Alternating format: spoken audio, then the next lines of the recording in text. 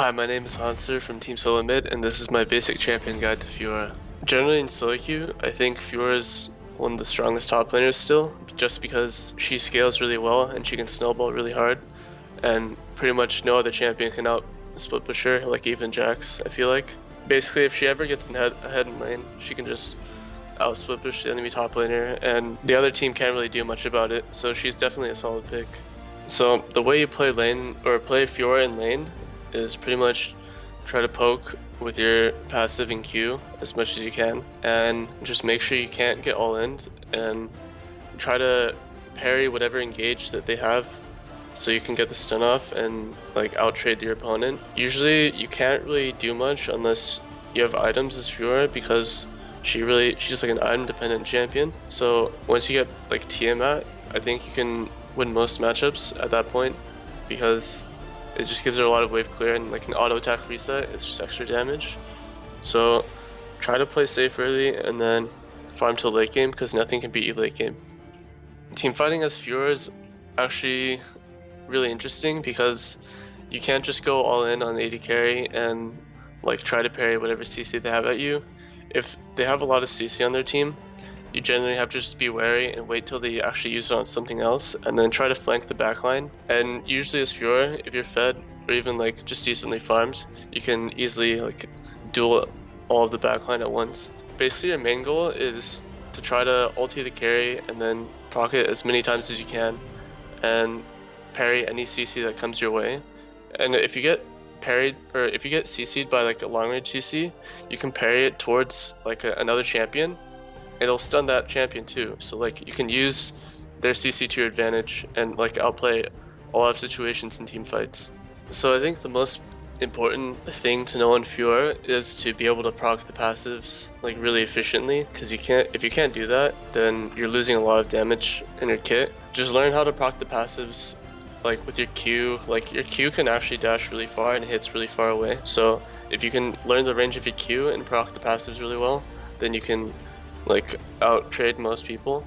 So the second most important thing about Fiora's kit is her parry, because you can outplay a lot of situations with it. If they ever just telegraph their CC or anything like that and you parry it, you can pretty much guarantee a kill.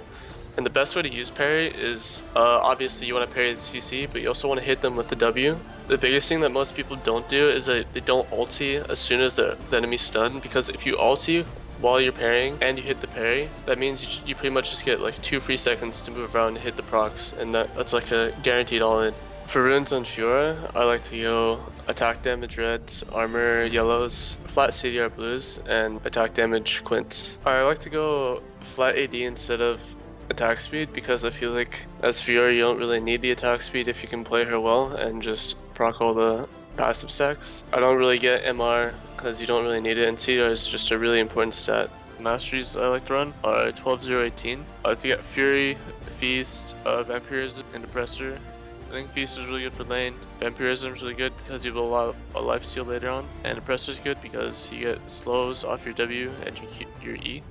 In the resolve tree, I get Recovery for laning phase, Tough Skin just for a better trades in lane, Runic Armor because you get a lot of healing and a lot of sustain off your item path and your ulti. Insight's better than Perseverance in my opinion, just better cooldowns, flashes up more often. Swiftness is really good for getting kited and just overall getting CC'd in fights.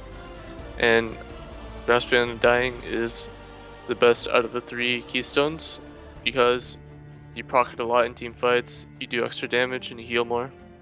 For early levels on Fiora, I always get Q at level 1, and then depending on the matchup, if they have like some CC, like if it's against like a Riven or a Jax and you want to counter the CC, you can get W.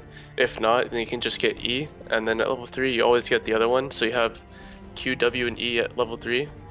And then generally on Fiora you always want to max Q first, and then E second, and then your ulti, and then W last, because Q and E are your best damage abilities, and W is more like a utility, and the leveling it up doesn't really help it much, so Q and E are just a lot better. For starting items on Fiora, it really depends on the matchup. If you feel like you're going to be trading a lot and can't win early game, then going Corrupting Potion is really good right now, because you just have a lot of sustain and you can poke for free with the passive procs.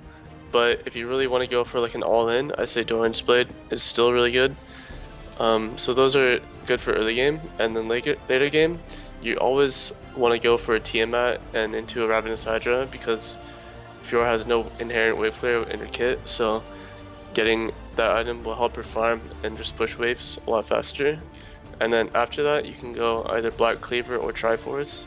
Because Triforce got buffed, well, he got changed, so it now gives CDR.